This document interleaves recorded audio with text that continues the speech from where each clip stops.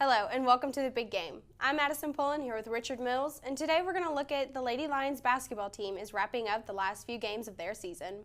We'll also see how the Lions baseball team opened the season impressively. But first, let's see how the men's basketball team is getting ready for the Southland Conference playoffs. The Southeastern Louisiana University men's basketball team now has 2 games left before the end of the regular season and the Southland Conference tournament beginning March 11th. Most recently, the Lions fell to Northwestern State 92-79 to drop to 9-20 overall and 6-10 in the league. But before that, the Lions had won 4 of 5 games, interrupted only by a 74-73 loss to the University of New Orleans. The Lions led 33-30 at the first half, but the Privateers came back and took the lead and hung on for the win as Southeastern's Daniel Greaves missed a layup at the buzzer. Devontae Upson had a game-high 9 rebounds and a career-high of 7 blocked shots for the Lions. Even with the loss, the final buzzer hasn't sounded on the men's season, as they're still in the running for the Southland Conference tournament. Standing by at the University Center is Anessa De La Cruz to tell us more. Anessa? Coach Jay Ladner and the Lions are currently in the 8th spot in Southland Conference. They will have to win these last 2 games against New Orleans and Nichols to secure that spot and go to Katy, Texas. This won't be easy because they recently lost their point guard, Zay Jackson, to a season-ending ACL and meniscus injury. Along with the earlier loss of Joshua Fillmore, this will be a tough feat for the Lions because players like Cedric Jenkins and Daniel Greaves, who have shown that they can score the ball and be an asset on the offensive and defensive side, will have to step up. They will have to be consistent in order for the Lions to be contenders in the Southland Conference play and in order to win these 2 games and in order to secure the spot. Back to the studio. Thanks, Anessa. This past weekend, the Lady Lions fell 73-57 to Central Arkansas, dealing a serious blow to their postseason hopes. Despite Nana Poole's 11th double-double of the season, the Lady Lions dropped their 8th game in a row. Poole led Southeastern with 18 points and 12 rebounds. Southeastern's record dropped to 7-20 overall and 3-13 in Southland. The Lady Lions now need to win their last 2 games of the season, with 2 teams losing their remaining games in order to make the playoffs. A week earlier, the Lady Lions had some standout performances before falling to Abilene Christian. Taylor Underwood had a career-high 22 points. Nana Poole had a team-high 13 rebounds, and Elizabeth Stiles had a game-high 6 assists. The Lady Lions trailed by 8 points at halftime, but cut the deficit to 2 in the second half on 10 three-pointers. Yet it wasn't enough as the Lady Wildcats prevailed. After a season-opening sweep of Louisiana Tech at home, the Southeastern baseball team didn't fare quite as well against the rival Tulane Green Wave. Down 3-0 heading into the 7th inning, the Lions rallied to take 4-3 lead into the top of the 9th. But the Green Wave scored 2 runs in the final inning to none for the Lions to come out on top 5-4. Despite the disappointing defeat, head coach Matt Reiser maintained confidence in his team. I'm proud of the guys. Like I said, they were coming out with the right attitude, the right energy, even tonight. Sometimes you're going to win, sometimes you're going to lose. Things turned better for the Lions last weekend when they hosted Northwestern Cats of the Big Ten, who traveled to Hammond from Chicago. Southeastern was especially impressive in the Friday night opener with ace Tate Cicino on the mound. Let's take a look at some of the highlights from that game. Got Northwestern out of Chicago versus Southeastern Lions. The leadoff single by Ryan Bryers early in the first inning. And the Lions would score on a wild pitch from the runners on the corners, 1-0 early in the game. Later in the first, service scores off of a slow ground ball, 2-0. Webb Bobo's single increases lead to 3-0. And Ryan Byers would add a 2 RBI single, Lions up 5-0 going into the 4th. Webb Bobo strikes again, only this time bases were loaded, 7-0. The Lions would bat in 9 runs going into the 5th inning.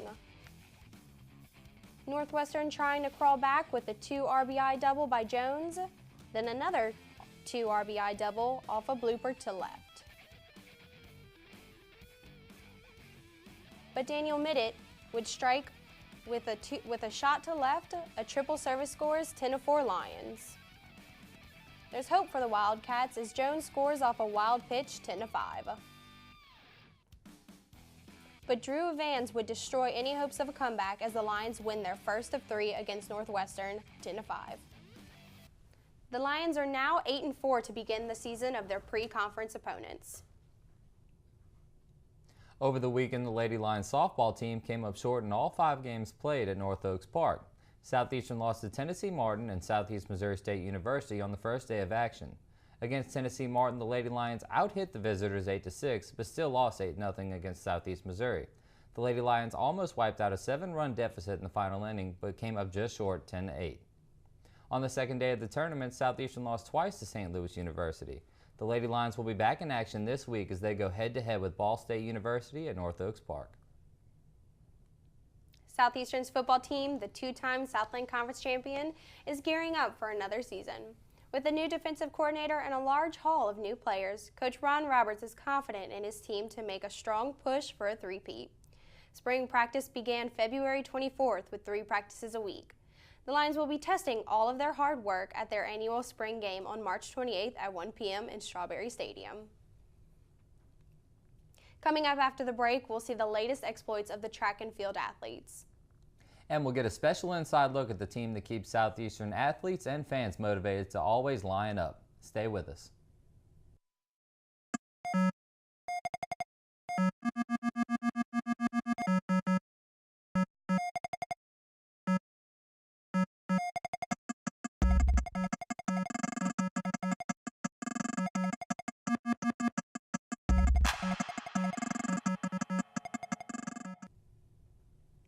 Welcome back to the big game. Southeastern's track and field season won't officially begin until March 6th at the Jaguar Open hosted by the University of South Alabama. But 6 Lions have already received the honor of being placed on the 2015 Indoor All-Southland Conference team. Alex Young set a new meet record to win the men's weight throw. Jonathan Kinchin and Brett Olson not far behind Young as Kinchin gained second team honors and Olson third team. Raheem Brown and Gennard Paul both earned second team honors for their performances. And from the women's team, Misha Frazier snatched both second and third team honors. She earned second in shot put and third in weight throw. Coach Sean Brady had high praises for his athletes. We have some young men and women on this team that are doing above and beyond what they're called as an athlete. They're great students. Southeastern's tennis team started its season hot with 2 W's until Southern Miss came in and gave Southeastern its first loss of the spring, 5-2. The Lions had not been on the court since February 6th due to weather cancellations. Recently, the golf team wrapped up the Bayou City Collegiate. The Lions started slow, shooting a .302 at the beginning of the tournament, but by the end of the weekend, they pulled it together. They finished with a .281 and managed to walk away with a 6th place finish thanks to James Anstis, who had a final round 6 under par 66. Because of his performance, he earned a spot in the tournament's top 10 along with teammates Brady Graham, who had an even par 72 and finished third among all the golfers. The Big Game is a broadcast all about Southeastern's athletes, coaches, and their successes. But often there's a group of athletes who are forgotten, but who play a large part in the team's and fans' school spirit. Big Game reporter Michael Vincino took a better look at this special team. As the saying usually goes, what you see is what you get. But for these athletes, it's the exact opposite. The amount of hours they had to put into cheer is a lot more than just what you see on game days. Tumbling, stunts, just a daily routine for the Lions cheerleaders. Just love day in and day out, being able to practice, work on new stuff, and then 2 hours later you're cheering the football. While the team focuses on cheers and basic skills for football season, the athleticism comes in during winter break. Game day versus competition, it's so much different, and you don't even know exactly how much work you put into practice. It's way more than what you put into at a game. The cheerleaders travel to Orlando for a national championship, in which they have gotten top 3 for 3 of the last 4 years. The competition, Matt, we have a tryout. We have someone come in and judge us, and we do our tumbling, all crazy elite stunts, because we're competing against the best teams in the country. We need to have our best skills on the mat. For the team, however, they say that it takes a lot more than just skill. It takes dedication, a lot of dedication. You have to give up a lot of your time and work hard to incorporate it with school. 4-hour practices and 6 a.m. workouts prove that Southeastern cheerleading is more than just flips and cheers. Reporting for the Big Game, I'm Michael Vincino. We have another break coming up, but don't go anywhere because Michael Vincino will be joining us for some pick and roll. Stay with us. The Southeastern Channel's newly designed website features schedules and showtimes, information on programs, archived episodes with live streaming video, and access to a variety of telecourses. The website is also a great resource for students with information on how to get involved in making award-winning television at the Southeastern Channel. Welcome back to the big game. Joining us on set is Michael Vincento. Michael, thanks so much for being here with us today. Thank you for having me. All right, well, guys, I wanted to start out first. The men's basketball team has had some injuries. Richie, do you think it's hampered them at all so far in their season? Well, of course, early in the season, injuries are going to hamper any college basketball team, but the beauty of this is that their bench is going to get a lot more playing time, and this is definitely going to help them in postseason play, because if you can have a bench and go to your depth in late in games, it's going to benefit you in the long run. Okay, Mike, what's your opinion on that? I mean, obviously the team has been relying on Zay Jackson for most of the season, but now it looks like they're going to have to rely on some senior leadership, maybe even some freshmen who get some good experience going on into the rest of the season, and maybe into the future careers here at Southeastern. But for the rest of it, we'll see how they play going into Katy, Texas. Absolutely. And the baseball team, how do you think with the start to their season so far, do you think that they're going to be able to defend their conference title, Richie? Well, they've definitely shown a strong showing in this non-conference schedule, and what's not so great about it is Jamison Fisher, one of their top returning hitters, he's out for the season with a torn labrum. But in their non-conference schedule, you sweep Louisiana Tech, you have a great showing against LSU, so it's definitely bright going into the conference schedule.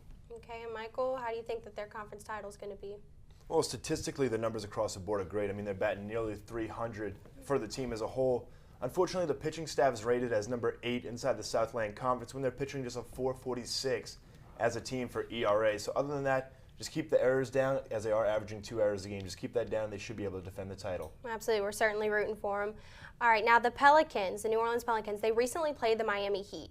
And Norris Cole used to play for them, who's now playing for the Pelicans. The game ended with a victory for the Pelicans, 105-91. And Norris Cole had 12 points, 6 rebounds, and 3 assists. Do you think, Richard, that him playing for the Miami Heat had any kind of motivation for him to do well in that game? Well, definitely when you play against your former team, there's definitely going to be a big competition boost. But the great thing about Norris Cole is he provides an absolute huge spark off the bench for them. In a recent game against the Mavericks, he had 19 points in the absence of Anthony Davis, Ryan Anderson, another big-time performance for the Pelicans. So looking ahead for Norris Cole, definitely going to get a lot of playing time and going to play a huge role for the Pelicans. Okay, and Michael, how do you think that worked out for him in that game? Well, I think the Pelicans played out really well when they got Norris Cole to begin with, because he does have championship experience and he's coming off the bench from the Miami Heat. He has that great six-man experience. So of course, you know, Norris Cole is a great guy. He brings that great energy like Richie just said. And as a whole, he's probably one of the best six men in the league. Yeah, absolutely. And now shifting back to Southeastern and the sports, Coach Ron Roberts, the football season, you know, it's going to be starting up soon. What do you think that Coach Ron Roberts is looking for in his new team, Richie? Oh, well, definitely a new defensive approach with that new hire they just had. But I guess more of a quarterback per se, because Brian Bennett, as we all know, he's the number 3 quarterback going into the draft. So you kind of wonder who is the next Brian Bennett. But his backup, Deshae Landor, was nothing short of amazing last season. Michael, what do you think? Well, defensively, they lost positions. They lost a safety, a linebacker, Drew Masita, Tyler Stoddard. But like Richie just said, the quarterback position, they just brought in the top JUCO quarterback in the nation in Larry Cuthbert. So we'll look forward to see. Hopefully he could be the next Brian Bennett. All right, y'all both mentioned Brian Bennett. Now, the NFL draft is coming up in April, and Brian Bennett has been ranked one of the top jumpers throughout everybody. Who do you think is looking at him, or granted, Richie, who should be looking at him? Well, when you think of who should be looking at Brian Bennett, only 3 teams come to mind for me. Of course, it's Chip Kelly and the Philadelphia Eagles, because he was in hot pursuit of Brian Bennett coming out of high school. But you also look at teams that desperately lack in the quarterback department, like the Arizona Cardinals, had a lot of injuries affect them late in the season. Also, a hometown product of California, the San Diego Chargers with an experienced Phillip Rivers, kind of like a Aaron Rodgers, Brett Favre scenario. If Brian Bennett can learn under Phillip Rivers, who's statistically one of the best quarterbacks in the NFL, I think he'll have a promising future. Okay, Michael, where do you think he's going? Honestly, I have to agree with Richie. I think Philadelphia Eagles, his former coach in Chip Kelly, it's a great option to bring him in. I'm also thinking that the San Francisco 49ers also have a quarterback who can run, so maybe he can learn from him.